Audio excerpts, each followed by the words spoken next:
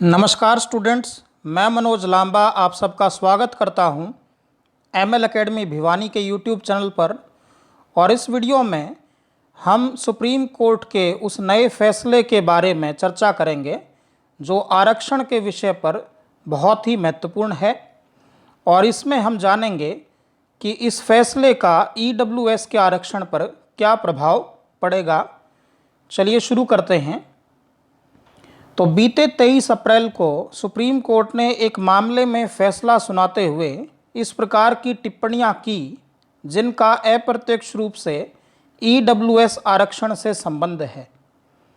तो 23 अप्रैल को supreme court के 5 न्यायाधीशों वाली संवैधानिक पीठ ने आंध्र प्रदेश के तत्कालीन राज्यपाल द्वारा जनवरी 2000 में जारी किए गए उस आदेश को असंवैधानिक घोषित करके रद्द कर दिया जिसमें राज्य के अनुसूचित जनजातीय क्षेत्रों में स्थित स्कूलों के शिक्षकों के पदों पर अनुसूचित जनजाति के उम्मीदवारों को 100% आरक्षण प्रदान करने का प्रावधान किया गया था। तो सुप्रीम कोर्ट ने 23 अप्रैल को एक फैसला दिया। आंध्र प्रदेश के जनजातीय क्षेत्रों में जो स्कूल स्थित हैं वहाँ शिक्षकों की नियुक्ति करते समय एसटी उम्मीदवारों को 100% आरक्षण का प्रावधान किया गया है।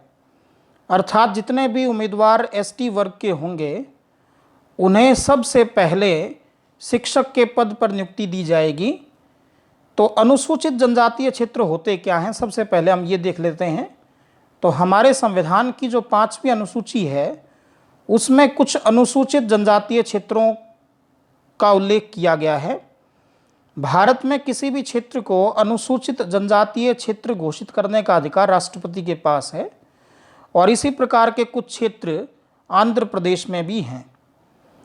तो उन्हीं क्षेत्रों में जो स्कूल हैं, आंध्र प्रदेश के राज्यपाल ने सन 2000 में एक आदेश पारित किया कि अनुसूचित जनजातीय क्षेत्रों के स्कूलों में जो शिक्षक नियुक्त किए जाएंगे उसमें एसटी उम्मीदवारों को 100% आरक्षण दिया जाएगा। इस फैसले को सुप्रीम कोर्ट में चुनौती दी गई जिसका निर्णय सुप्रीम कोर्ट ने हाल ही में दिया है और राज्यपाल के इस आदेश को रद्द कर दिया है। लेकिन इस आदेश के माध्यम से जितने शिक्षक नियुक्त हो चुके हैं उनकी नियुक्ति को सुप्रीम कोर्ट ने रद्द नहीं किया। तो ये फैसला सुनाते समय सुप्रीम कोर्ट ने अपने फैसले में जो टिप्पणियां करी वो मौजूदा आरक्षण व्यवस्था के बारे में बहुत ही महत्वपूर्ण है। तो पीठ ने अपना निर्णय देते हुए इंदिरा साहनी वर्सेस संघ 1992 के उस केस का हवाला दिया जिसमें सुप्रीम कोर्ट ने असाधारण परिस्थितियों को छोड़कर आरक्षण की सीमा 50% से अधिक नहीं होने की लकीर खींची थी। तो 1992 में सुप्रीम कोर्ट ने इंदिरा साहनी वाद में निर्णय दिया था कि आरक्षण की जो ऊपरी सीमा है वो 50% है। अब इस फैसले के अंदर भी सुप्रीम कोर्ट ने इस केस का उल्लेख किया है। तो इसका अर्थ ये है कि सुप्रीम कोर्ट ने अपने 1992 के फैसले को बरकरार रखा है।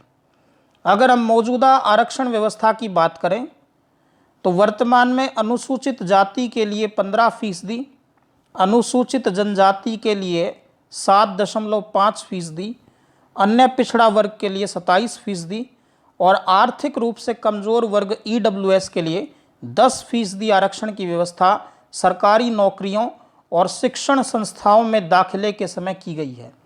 अगर इन मौजूदा आरक्षण को हम जोड़ें तो ये कुल 59.5% होता है।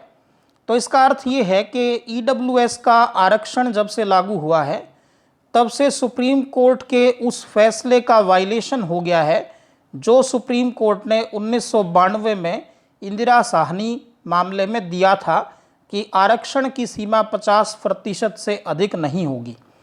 तो मौजूदा जो आरक्षण है वो 59.5% तक पहुंच गया है ईडब्ल्यूएस का आरक्षण लागू होने के बाद। अगर ईडब्ल्यूएस के आरक्षण की बात करें तो 17वीं लोकसभा के चुनाव से पहले मोदी सरकार ने देश के आर्थिक रूप से कमज़ोर वर्ग के लिए सरकारी नौकरियों एवं शिक्षण संस्थाओं में 10% के आरक्षण की व्यवस्था करने के लिए 124वां संशोधन विधेयक संसद में पेश किया था। संसद से पारित होकर राष्ट्रपति की मंजूरी से 103वें संशोधन अधिनियम के रूप में ये लागू हो गया और 1 फरवरी 2019 से EWS का लाभ मिलना शुरू हो चुका है। लेकिन कुछ याचिकाएं EWS आरक्षण के विरुद्ध सुप्रीम कोर्ट में दाखिल हुईं, जिन पर सुप्रीम कोर्ट में सुनवाई हुई और जुलाई 2019 में सुप्रीम कोर्ट ने अपना फैसला सुरक्षित रख लिया। तो अभी तक सुप्रीम कोर्ट ने उन याचिकाओं पर फैसला नहीं सुनाया है कि EWS का जो आरक्षण है ये वैध है या अवैध है।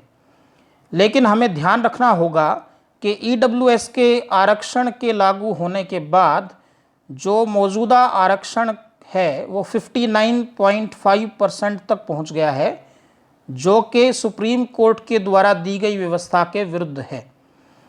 और अभी तक उन याचिकाओं पर निर्णय भी सुप्रीम कोर्ट ने नहीं सुनाया है जो EWS के रिजर्वेशन के विरुद्ध सुप्रीम कोर्ट में दाखिल हुई थी। तो ये देखना होगा कि सुप्रीम कोर्ट इन याचिकाओं का फैसला करते समय 50% के आरक्षण की व्यवस्था को मान्य रखता है या इस 10% के EWS के आरक्षण को मंजूरी दे देता है।